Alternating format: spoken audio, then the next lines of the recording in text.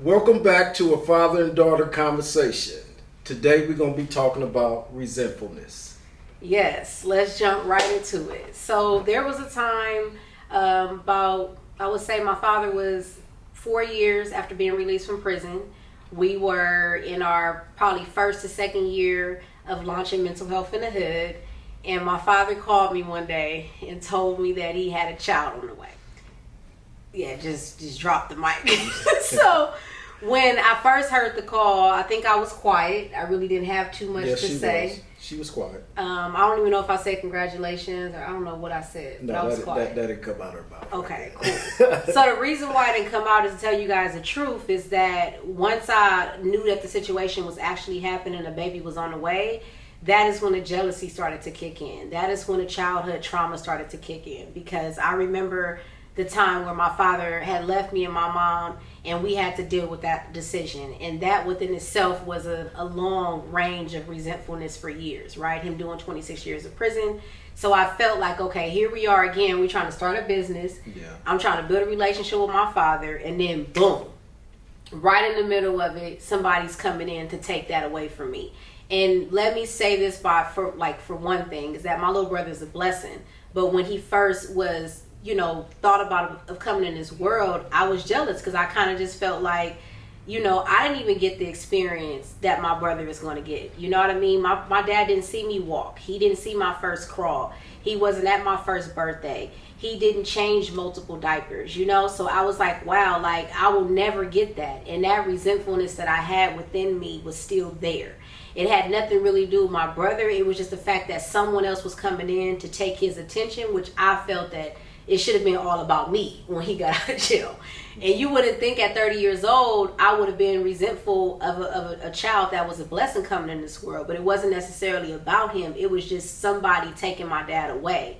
I already felt like the prison system took him away. So it was like, now I got another person taking my dad away. And I wasn't really happy about it.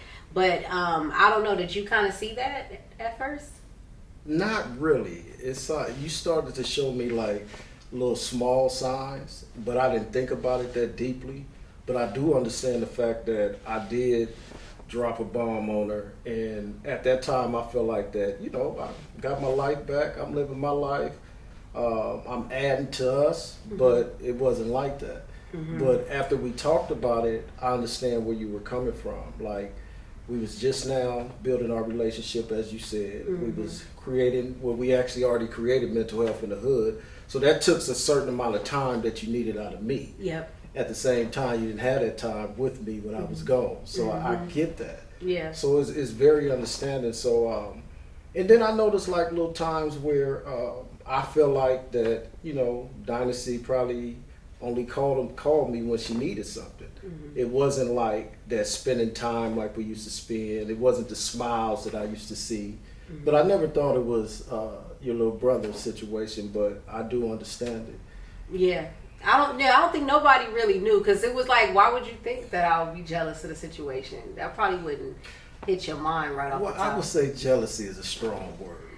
But think about it though. I'm saying it's natural. I'm saying it's natural as far as for you to feel that way, because I didn't give you all that. Right. But you probably think I was still tripping off that after all these years, you know? So I just got triggered. It was just like, wow, another situation that's coming in between us. Yeah. And it actually didn't end up coming in between us. It kind of brought everybody together. You know what I mean? Yeah. So it's just letting you know that rather if it's your mom or your dad that you have that resentful relationship with, or an incident that has made you become resentful, just know that sometimes in life you got to process those emotions, and you have to be able to confront it. Because once I finally sat down with him and told him, we finally was able to kind of understand where each other came from, and then he worked his best to find out ways to make me feel included, and I worked my best way to make sure that I adapted to that as well and was open to receive. So that's kind of like how we dealt with it, is still processing it. So yeah, I hope that was helpful for you guys to kind of see what that looks like in our life. Yeah, and thank everybody for just tuning in and just understanding like everything is a process. And you have to have a vision with your process. And right now, me and Dynasty, we working everything in. And here we are, back on camera and sharing with the world of what we going through just to help someone else. Yeah, so make sure y'all stay tuned. We popping in every Wednesday to make sure that not only are we telling y'all to own your own mental health, but for us to also own it by sharing our stories that are dear to us and allowing you guys to reflect from that. So make sure that you guys comment below, let us know how you feel about what we shared, or if you're facing that same dilemma, subscribe to the show. We need, as more as y'all keep engaged, it keeps us going. It keeps this platform going. So please and thank you for tuning in, and we look forward to seeing y'all soon. Have a good one. Mental health in the hood.